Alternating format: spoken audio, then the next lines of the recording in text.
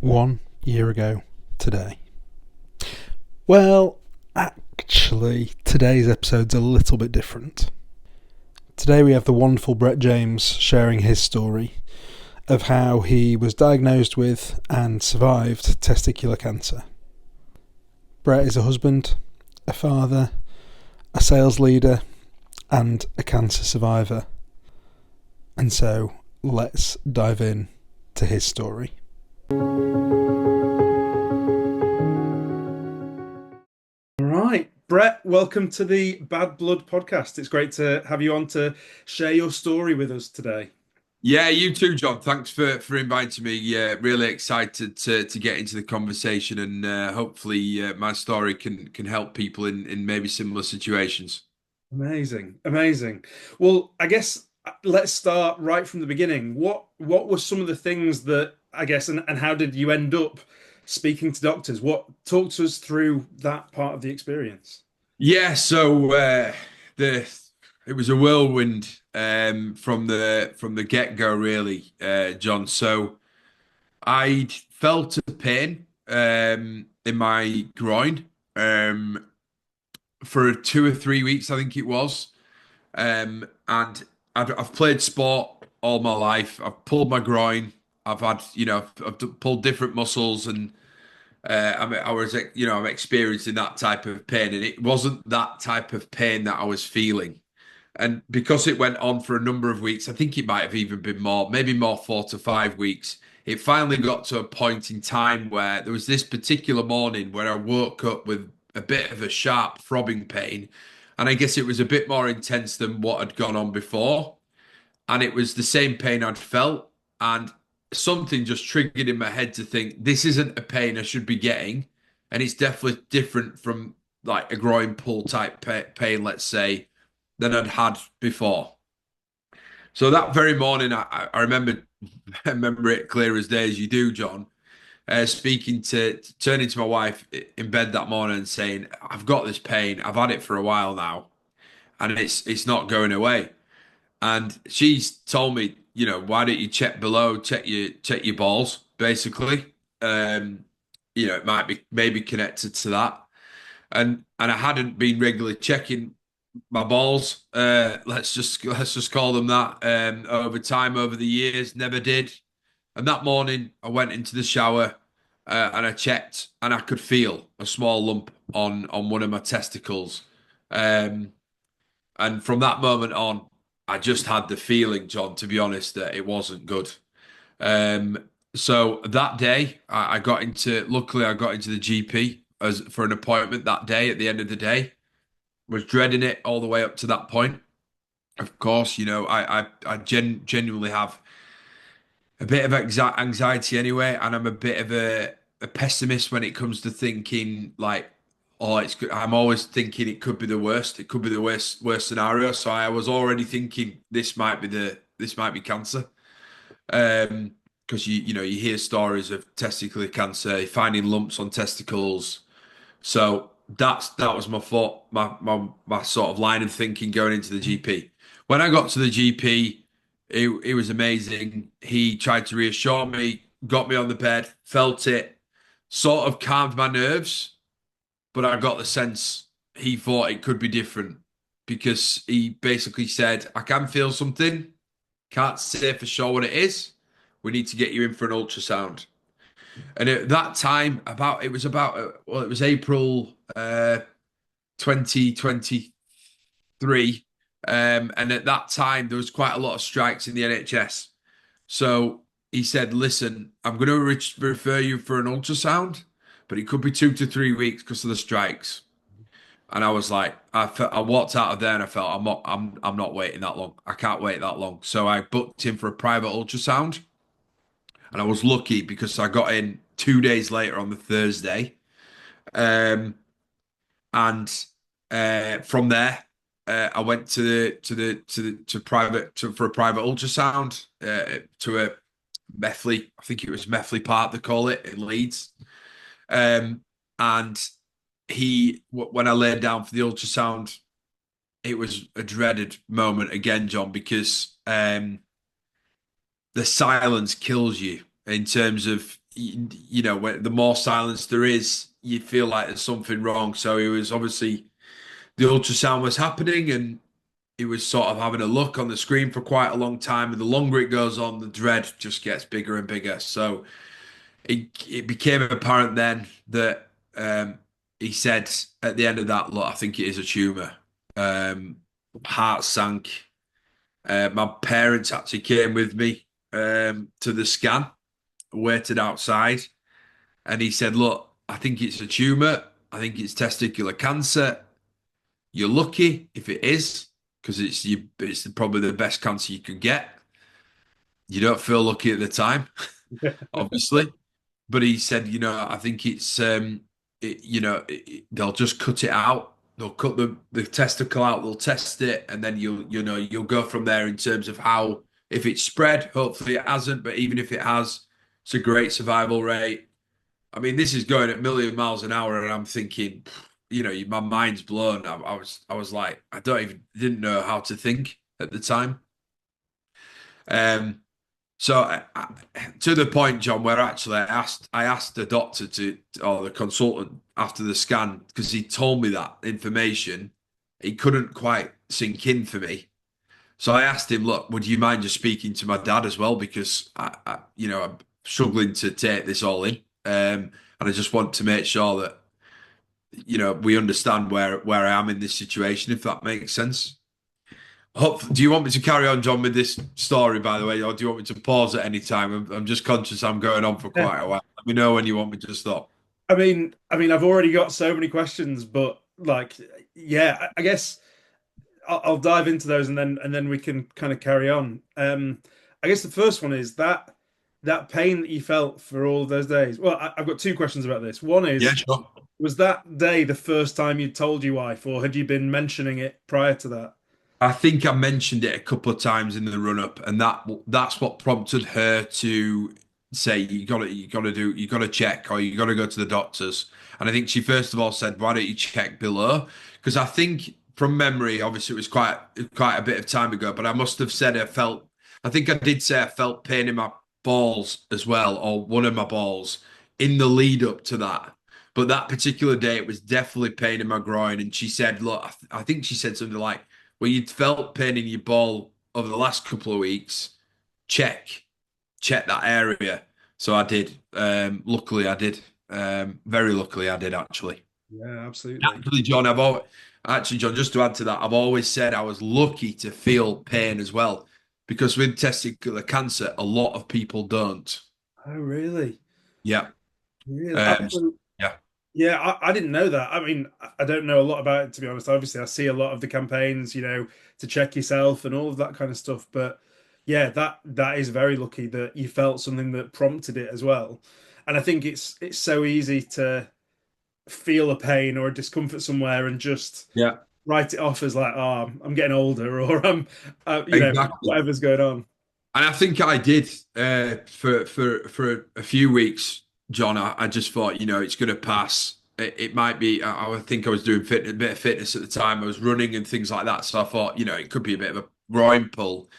But then the pain just changed, and it continued, and it wasn't the same pain as a groin pull. So that also sparked me to just check as well and start to think about it in a different way.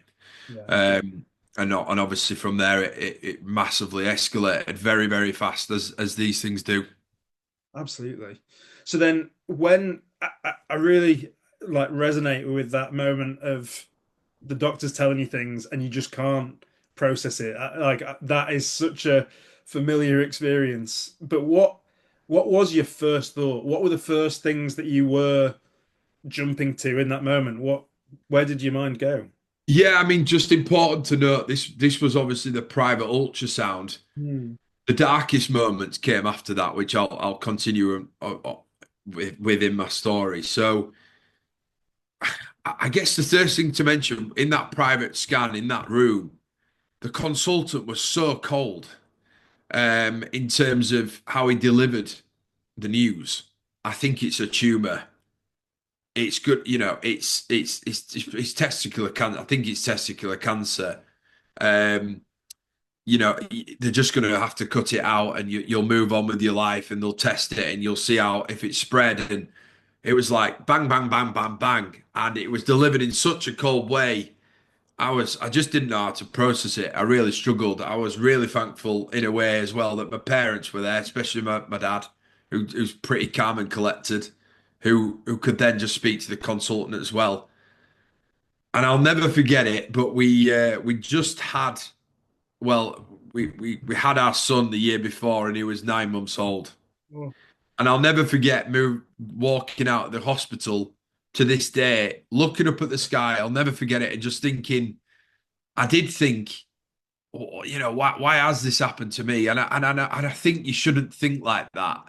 But for whatever reason, John, I did. I thought, how are we going to navigate this? We've just got a newborn son.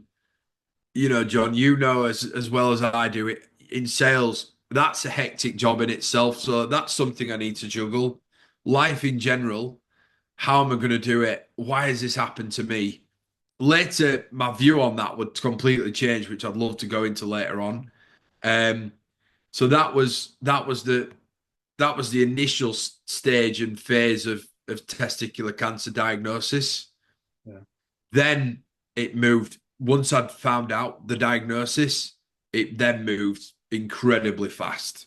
As you probably know, John, obviously that things do move fast once they get a sense of what it could be, and then from that moment, it got a lot more serious.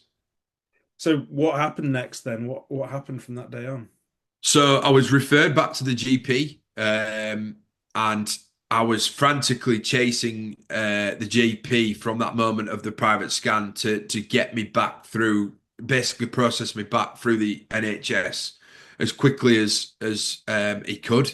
So from that moment of getting the private scan results, those scan results need to go back through to the GP for the GP then to refer you or refer me then at the time to Harrogate Hospital to start the consultancy around potential, cancer diagnosis essentially. So from Thursday to Friday, I was lucky to really push the GP hard to basically fax through a referral by the Friday night to get me to basically process me through the system, which he did. To this day, I'll be forever grateful because time, the quicker you can speed things up, John, obviously, the better. And I was frantically chasing the GP. I remember going home from that private scan with my mum in the car as well. Just didn't know what to think, ringing the GP, frantically trying to push to get them to, once they received those results back that they were going to get that day, please send them through to process them through the system. So it was a massive whirlwind. So the next step then was, I think I got a consultant appointment at Harrogate Hospital early the next week. I can't remember the days, Tuesday or Wednesday, I think it was, or the Thursday. Yeah, it was the Thursday. So a week later, essentially, I got a consultant appointment at Harrogate where I was referred for another ultrasound from their perspective. They wanted to check it, and then a consultancy in terms of they wanted to check the area, feel the lump for themselves. So I remember my dad came with me that day as well. And that was a whirlwind in itself. So laid down on a bed, had to wait in an waiting area for 3 hours, I think it was.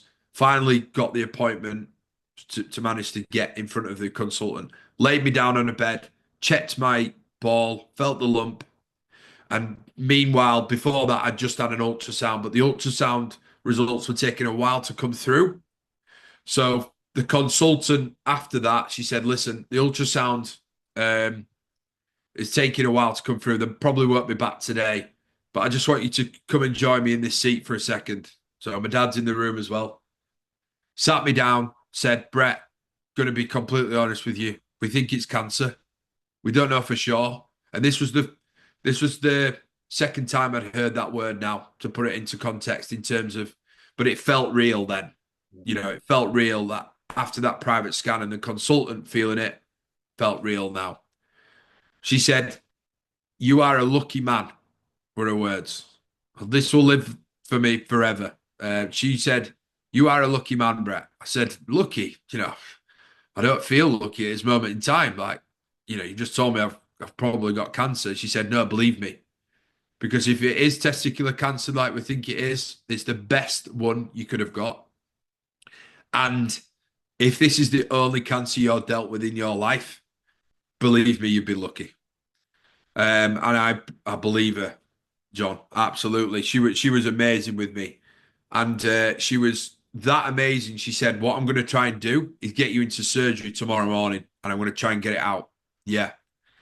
So I was in the car on the way home, got home after that appointment. She rang me an hour later to say, Brett, get to Harrogate 8 a.m., I think 7 a.m. tomorrow morning. You're first or second in the queue for surgery. So absolutely amazing. Whirlwind, because I didn't even have time to think about the surgery. I remember going to the pub that night with my brother-in-law just to have a 2 or 3 pints, to be honest, John, just to help me process the information and also forget about it in a way as well. And then my wife took me to Harrogate the next morning to go into theatre for my testicle removing because with testicular cancer, John, they can't. Obviously, they need to remove it anyway to Yeah. test it and find out if it actually is. That's the only way of knowing for them with testicular cancer. So that was the second part of the story, if you like, so far. That is so fast Yeah. and so good that they were able to do that so quickly. Like Yes. when you hear all the stories, and often the news paints the picture that you're always waiting for things, but that and you nearly had that with the scan, right? 2 or 3 weeks later, that's beyond when you even had that surgery. But Yeah, absolutely. And the GP, actually, funnily enough, like my parents were really wanting to go private all the way, actually. So they didn't really want to hang around. And I said this to my GP, and he said, Brett, I promise you now, NHS will be quicker than private. yeah, And I didn't really believe him at the time, but he said, just trust me, because it will be. And it appeared it was. Like it couldn't have gone any faster. So I was in surgery the next day, Friday, ball removed, sort of in pain for 2 weeks. Um, and my timings and milestones are a little bit shady in terms of what happened in those 2 weeks. But the test results, I think, took a week and a half, 2 weeks to come back from the lab on the testicle. Then we were referred finally to Leeds, the cancer centre, top hospital, St James's, unbelievable. Um, and that day will live with me forever.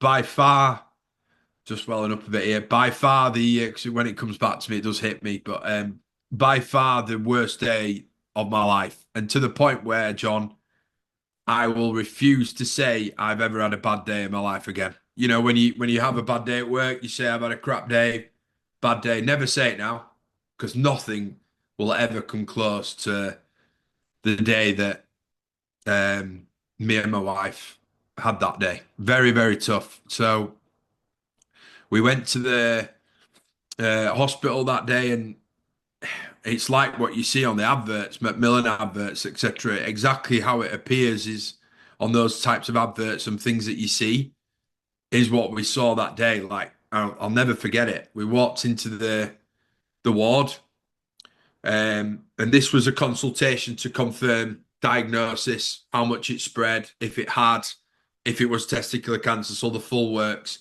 But I didn't think we realised just what we were walking into on that day.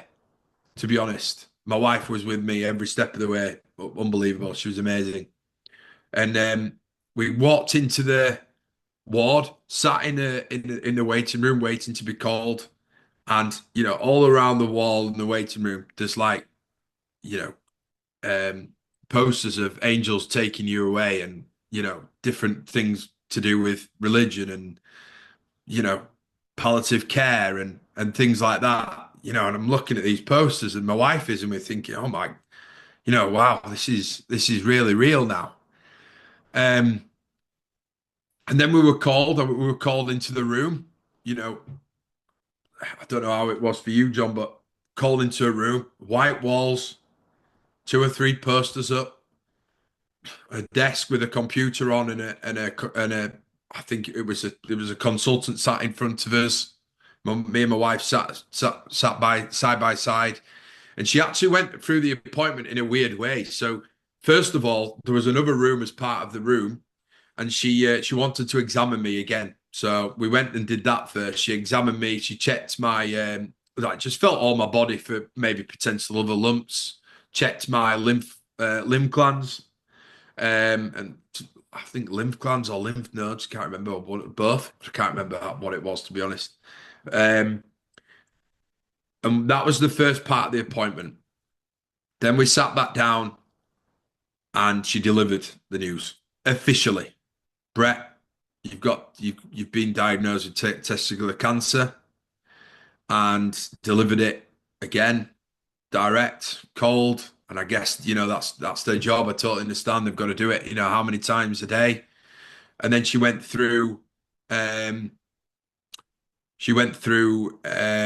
the sort of the intricacies of. I think it was in this appointment where she said around that it had started to spread upwards. It had entered my blood vessels, so I needed chemotherapy. That was a lot to take in. And she said, this is what's going to happen from here. And I just switched off, John. I must admit, like I couldn't. I was there in the room, but I wasn't. Like I'll never forget it. It's an experience. Obviously you've been there yourself. Like it's an experience you struggle to describe. I zoned out. And my wife was crying next to me, and I zoned out for sort of listening, sort of not. And for 3 or 4 minutes while she was going through it, I sort of just couldn't believe it. Just absolutely shell shocked that this was coming. And I think it's because that is when it felt really real. I was really happy I'd got the lump and the testicle out of my body. That was a really great moment for me because I knew it couldn't do any more damage. But then it was that next step where suddenly I'm in a cancer ward, I'm getting officially diagnosed, I'm now a cancer patient, and I have no idea of what the journey looks like ahead. And obviously, John, not mentioned it yet, but unfortunately, cancer, we associate it with dying.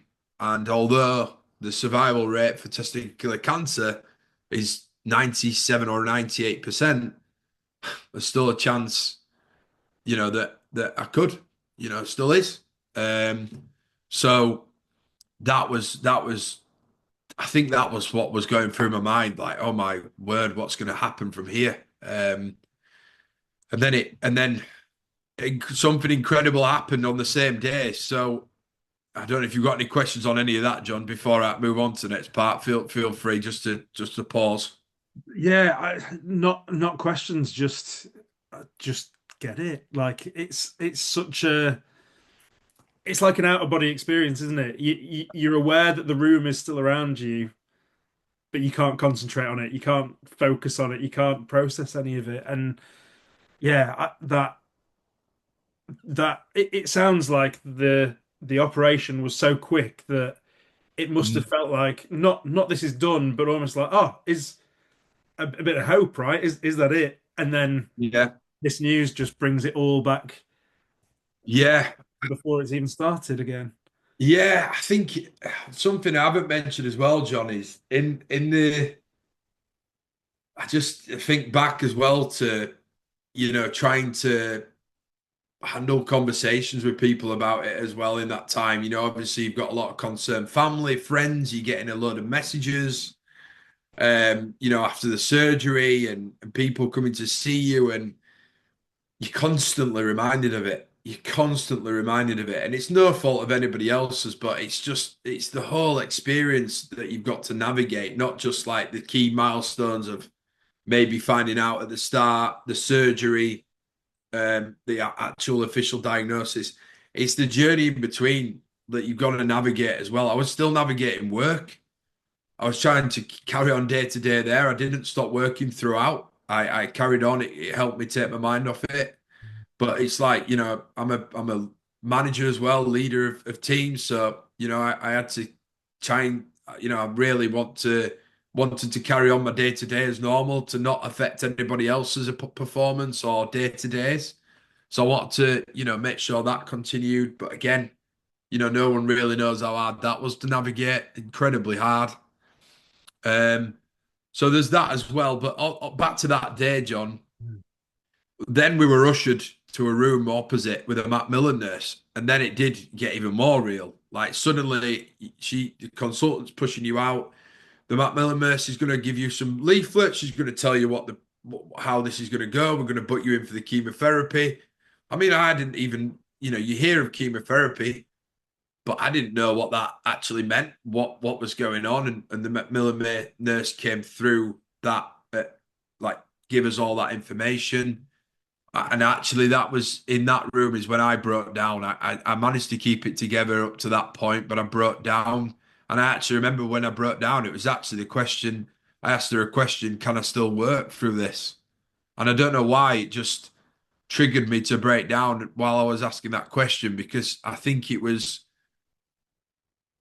potentially the sense that normality could be taken away from me here very quickly. And I didn't want that to happen. Work's a huge part of my life, and I love what I do. So I don't know why. I think it was a feeling that that would be taken away from me, maybe even just in the short term, and I just didn't want that to happen. So I broke down a bit in that room. And it's worth noting, John, I have forgotten a little bit here because it does impact the next part of the story. I actually had a CT scan that day as well to see if it had spread. Forgot to mention that, but now it's coming back to me a little bit. Had a CT scan before I went up to the ward to see how if the cancer had spread. Now that was a really when I was laid down on that CT scan bed, I just couldn't. That was another moment where I just couldn't believe what was going on. It just didn't feel real. And then that was before I went upstairs for the appointment. And I knew that I didn't know the level of damage it had done. And once I got that diagnosis, um, I didn't know how long I would have to wait until I realized or knew how much it had spread if it had.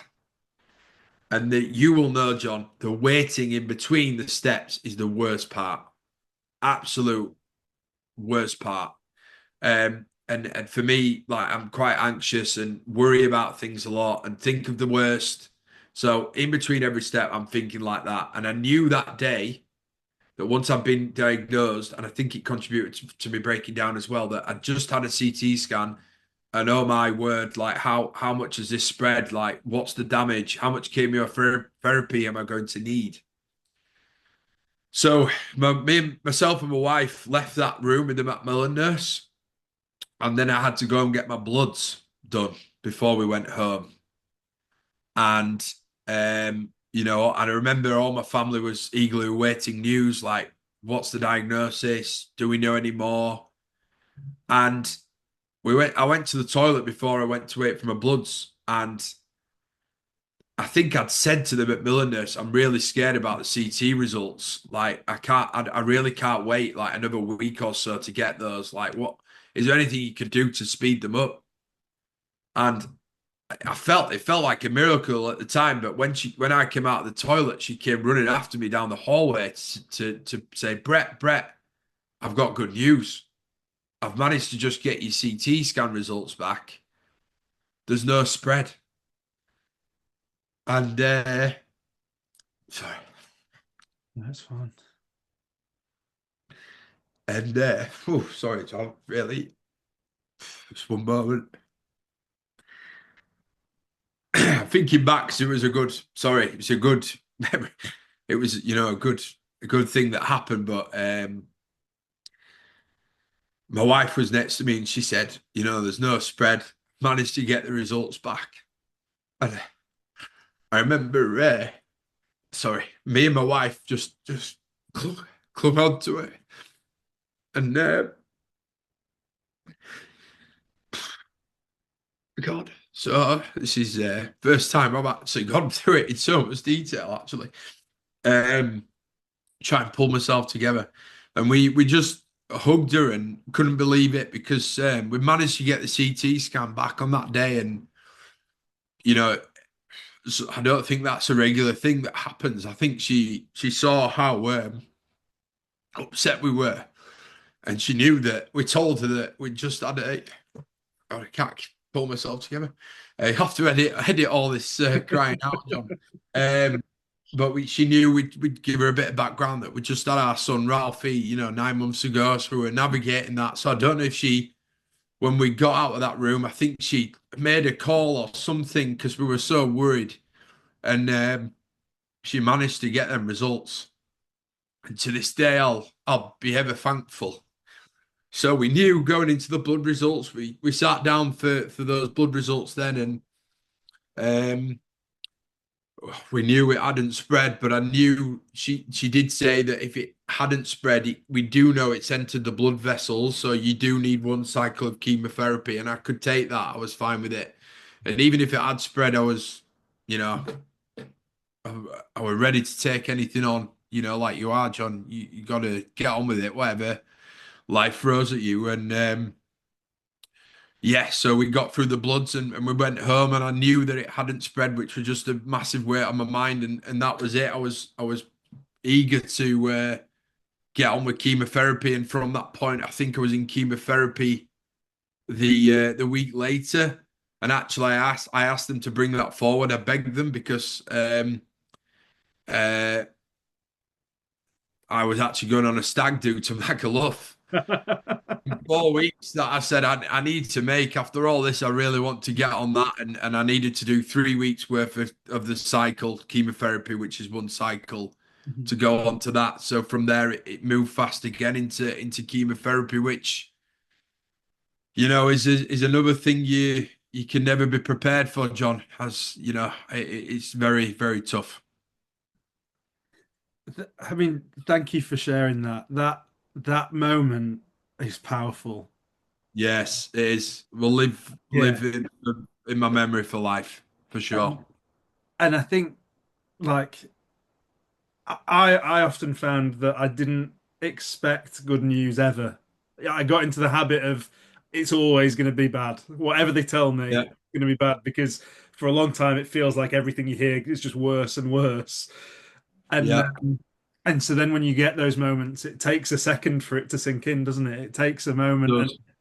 and there's just so much relief associated with it. And so yeah, I mean, thank you for sharing that and going through it in the detail so far. What was your chemo regimen? What yeah, tell me about what that looked like in that 3 weeks. Yeah, I mean that's a whole story in itself. Chemo, it was one cycle, which is 3 weeks, and I think it was week one was 3 days continuous, I think 8 a.m. till 5 each day. Second week was 2 days. I think it was this, and then the last week was a 1 day. Um, And I'll never forget turning up to the chemo ward that day. Didn't know what to expect. They obviously warned me. When we were in with the Matt Miller nurse that day, she said, "Look, you're going to lose your hair. Probably going to grow back, but you're going to lose it." Think that also, like things like that, where just normality is taken away from you.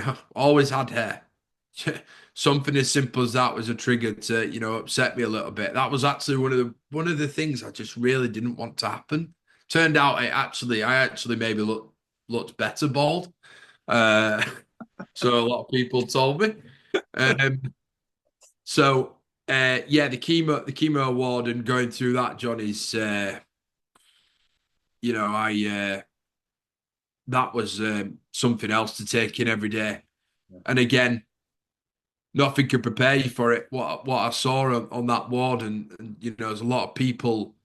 What I quickly saw and could see is that there's a lot of people in a lot worse situation than me. And that day again, I did feel very very lucky. And I was also lucky because in the particular room I was in each day, I was actually with two lads that were similar age to me, and overheard them talking, and they had testicular cancer as well, but unfortunately, it both spread. It spread quite a long way for both of them, and they were both on 3 cycles, which is 9 to 12 weeks of chemotherapy intensely. And they had further surgery planned as well. I think both of them after that. So I was incredibly lucky. And the chemotherapy is just brutal. You know, it's there's no other word for it. It's literally, as I'm told, like bleach going through your body, pretty much. Um, but I just got stuck into it. I think the first week I stayed overnight in the hospital both nights. And it was just awful. Like you obviously you're attached to a like there's other things you've got to do before chemo. I won't go into it, but even like getting the can't remember what you bumming call it now, John. It's slipped me. You know, they Mm. obviously fit something in your I can't remember what it's called in your arm to receive it. Yeah. That was even awful. Getting that put in, that was the worst part for me actually. Just yeah, my nerves couldn't handle it in my arm. It was weird. Did you And have then a was it a sorry. was it a pick line or Yeah, pick line. That's yeah, what I was looking for. yeah, Yeah, pick line. Yeah, just I just hated that part of it to be honest. horrible. And then the chemo was just brutal. Like I can't remember. I can't really think how to describe it. Worst hangover times 5, 6, maybe 10. Um, bloats you, fills you up. You feel rubbish. Obviously, turn a different color at times. Um, so I got stuck into that. Got it over with, and managed to get on the managed to reach the stag do. So yeah, and in that time as well, I had other consultant appointments where they just go through the. I had to sign off, obviously going into chemo, and they went through exactly what types of cancer cells it was, um, what happens if I don't have the chemo, the chances of it coming back, things like that. So that's the thing you go through as well. And then I got into the chemotherapy, and yeah, just a different world. I actually, John, not to sort of um like go into it too much, but I worked on the chemotherapy ward. I had my laptop there. I worked every day. I just didn't want to escape from normality. I wanted normality to continue as much as possible. Just to think it's just something that I just need to deal with, and I want normal life to continue as best as I could. And I was on Zoom calls, Google Meet calls on my chemo bed.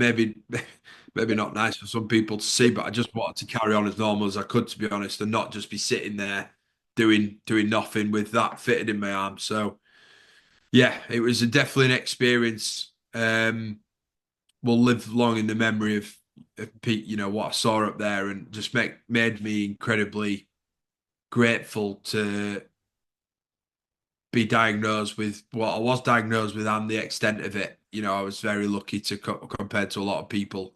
And I would say, it's chemotherapy. It's like entering I would say like the gates of hell. To be honest, it's not. It's just awful. I really would describe it as that. It is not a nice. Obviously, it's there to help people, of course, but it's just not a nice place. People having to go through that, if that makes sense. Yeah. I think that like clinging on to normality piece is so um it's so poignant because I think none of it is normal, is it? Like none of the experience that you've just shared is normal. It, No, no, and that doesn't mean that it's not common, but it's just not normal. There's no part of it that you can prepare for or be ready for or go into with any like level of I know that I'm going to cope well with this or feel good about this or any of that. And so you're constantly having that normalcy taken away from you, aren't you? With every day that you're involved in it, with every meeting you have with anybody, with any interaction, it's just none of it's normal. And no.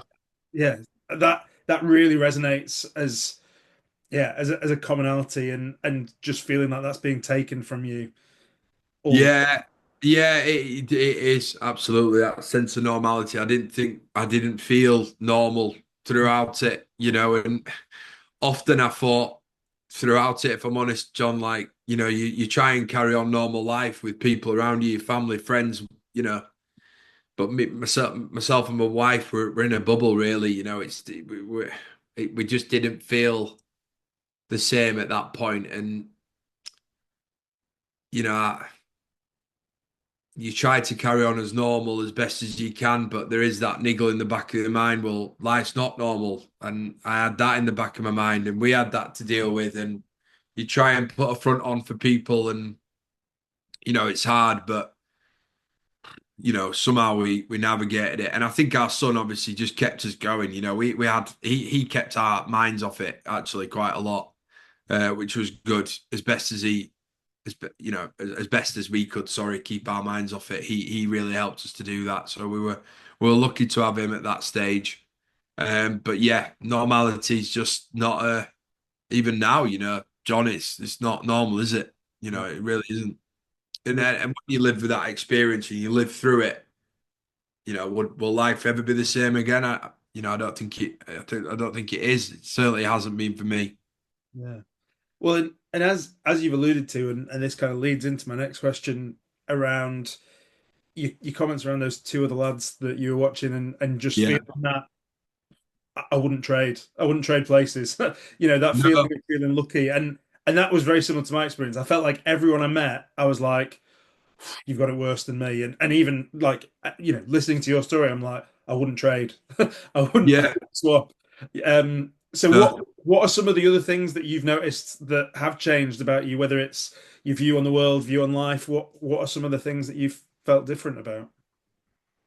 View life, like perspective on life, has just massively changed. I would say, John, before cancer, didn't look after my body well enough.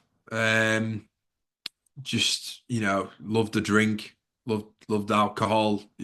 Wasn't horrendous on it or anything like that, but just loved the drink, loved a good time, loved the pub.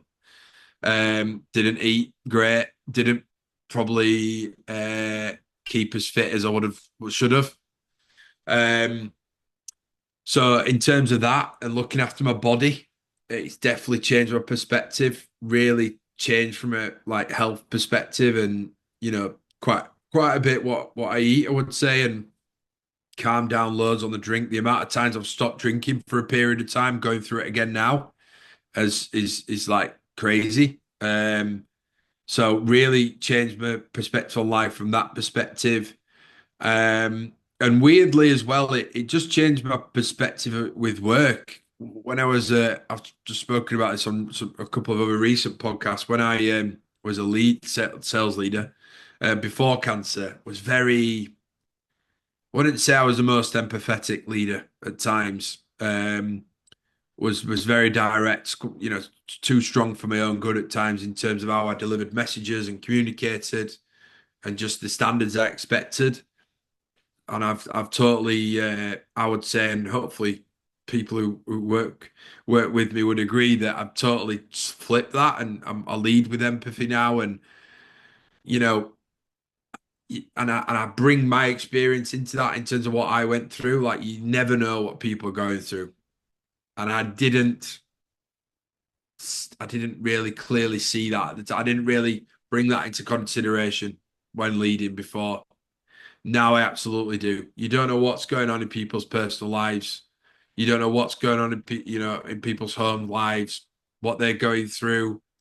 Um, so it's changed my life from that perspective, from a leadership perspective, both in work and then outside of it, in terms of my outlook on life and trying to maximize the amount of time I've got on this earth. To be honest, John, um, it's it.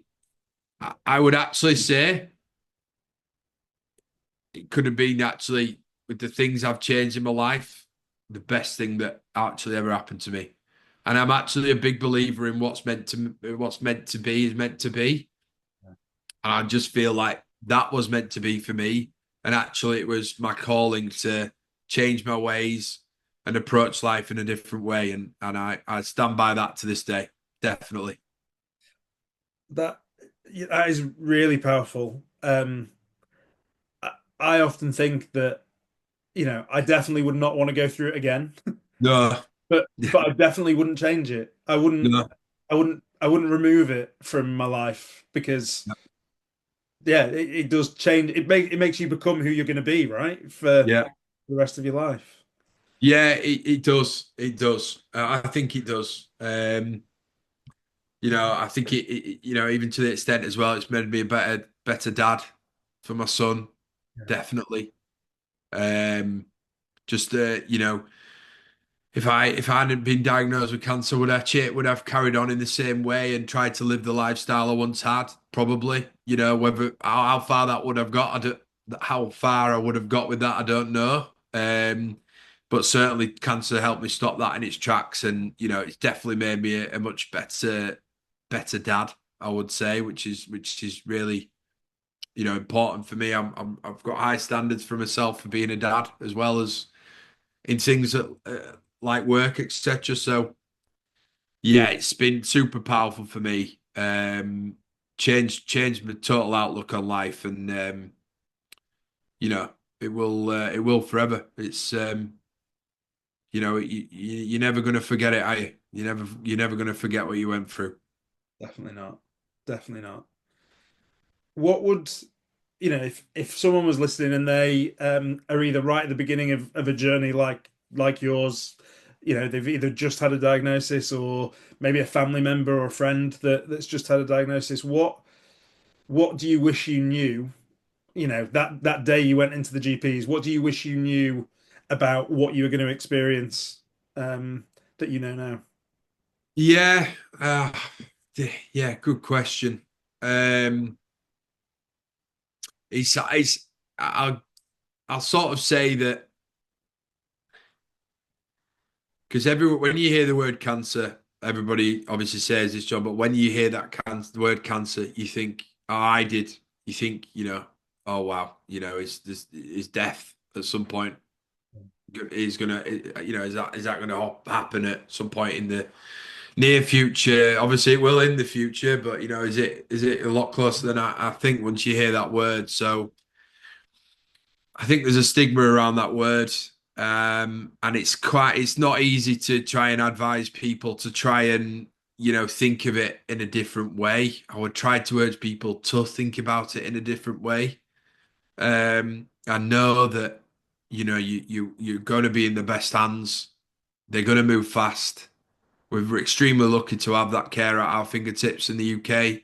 Obviously, there's sometimes the NHS get a bad rep, if that makes sense, but totally unjust in my eyes. So you're gonna be in the best hands, and I would just strongly advise people, and everyone says this: avoid Google at all costs. It's not your friend in those moments. I quickly uh, rerouted myself from Google actually and started reading Macmillan forums, Just Giving forums. It really helped me. I actually, a great bit of advice would be, I don't know if you did the same, John, but I actually joined as a member on those forums as well, and I posted my story. And as I was going through it from the get-go, just to get some support from people who've been through it, advice, tips. That would be a big advice, like a great bit of advice I'd love to give people. Like, do that because it really helped me through it, and it also helped me to understand what the journey was going to be like, and everything that people were saying is what unfolded. I actually used Reddit as well. I set up an account on Reddit, and because there's different, obviously, forums for literally everything. Testicular cancer is a big forum on there with thousands of people across the world going through it. So I was reading all their experiences and getting some updating on mine as well. So I would say, from that perspective, that would be a big tip of advice there actually for me.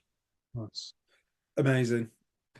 And then what I can guess the advice, but what in particular to maybe our male listeners, what any advice on how regularly they should be checking themselves and kind of best practice around that? Yeah, I would say every week, once a week. Honestly, I don't know what the official advice is, but make it regular, John. I never check them regularly, but absolutely make it regular. Check them as much as you can. Uh, just super important. It takes a few seconds to do it. Just check them as regular as you possibly can, because, like I said, most of the time, I think, or some of the time at least, there isn't a pain associated to it. It is a lump that grows, and obviously, the longer you leave it, the longer the chance. The higher the chance of spreading upwards. So it's really important if something is happening, you find it as early as you can, and you get into the best place possible with it to sort it out. Essentially, Nice. Thank you so much for your time and for coming on and sharing your story. I really love hearing people's stories and listening. I find it an honor to be able to hear it and to um have some shared experiences and some completely non-shared experiences yeah. that we can kind of talk through. If people wanted to ask you any questions, obviously they can comment on the podcast and I can forward those to you and pass those on. But what would be the best way for people to kind of maybe hear more from you, or if they wanted to send you any messages or any goodwill? Yeah, absolutely. I mean, I'll if they wanted to send me any comments, questions, obviously, I guess it's obviously go out through LinkedIn, but don't mind to share my like personal socials as well if they'd rather go through that route. So yeah, happy to get any messages, John, and would love to give back as much as I can. I sometimes get like messages about it, so I would love to give as much back as I possibly can to the community. So absolutely, please tell them to reach out anytime for sure. Thank you so much. No problem. Thanks. Great to be here, John. Thank you very much.